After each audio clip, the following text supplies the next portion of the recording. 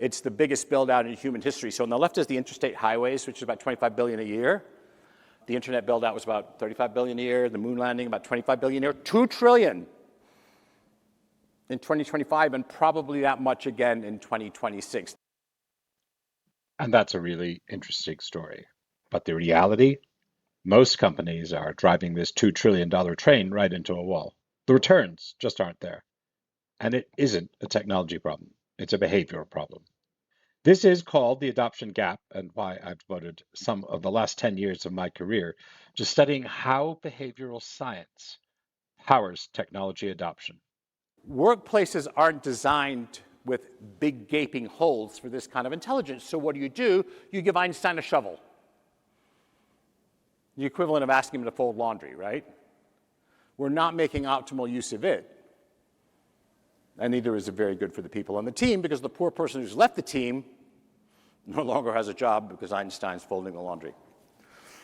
But all over in our education system and in the way we run businesses and in the way we run society, we assume that if you change what's inside between the ears, it will manifest itself and change in the real world. Doesn't happen. It's a fantasy. $2 million for our report. Big report. It's like 9 months' work. And we talked to everybody in the business with this report. The business unit heads, the board, the chairman, chief executive, all the stakeholders, all the PowerPoint slides, all the engagement, all the enthusiasm, all the inspiration in the world. Nothing happened with that report. Nothing happened. They did nothing. It's not that they didn't like it. It's not that they didn't agree. They paid the fee of $2 million, but nothing happened. No change happened. So I thought to myself, I was a young idealistic consultant like many of you sitting in the audience, to think, when are they going to blow the whistle on us? This guy did it in an afternoon himself. In an afternoon, using nothing more than ChatGPT 5. He saved himself and the company $2 million, and he kind of enjoyed doing it, and it was a better job than McKinsey would have done as well, because he's a chief executive of the damn company, so he knows what's up. I find that inspirational. The CEO saw $2 million and moved faster. That's a big win. But imagine what's possible if we get this right at scale. Imagine the work we could actually accomplish. What are we doing today that looks like a pyramid? What are we doing today that looks like Notre Dame Cathedral? Because those were monuments to the maximum of what we could achieve with art and science and architecture in the time. What are the cathedrals that we're building today?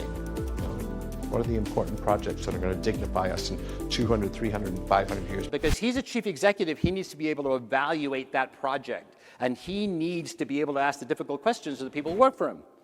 But he can't remember everything that's going on. 2 hours. You point to these are my data sources. Bam, it sucks it in, gives him a 4-page summary. Wisconsin, a lot of Danes and Swedes and so forth there. And you see people out running when it's minus 25 degrees. They're out running. And I used to think to myself, what are they thinking? How do they motivate themselves? They don't. They don't. It's a habit. They don't. Every time they're going to go out running, look out the window and go, I wonder what the weather is. Oh, minus 25. Oh, they don't have that debate with themselves about their motivation. They get their shoes on and they go out and run. And that's the way habits work, is they sit on top of motivation. We think that we're the only species that can imagine. When an animal looks up at the stars, they see points of light. But we began to tell ourselves stories about Virgos and Libras and Orion the Hunters and these dramatic celestial conflicts. And even though we have a different explanation for all of that right now, that imagination, that faculty, now allows us to imagine different worlds. It allows us to say, what if? It allows us to say, could we possibly do this?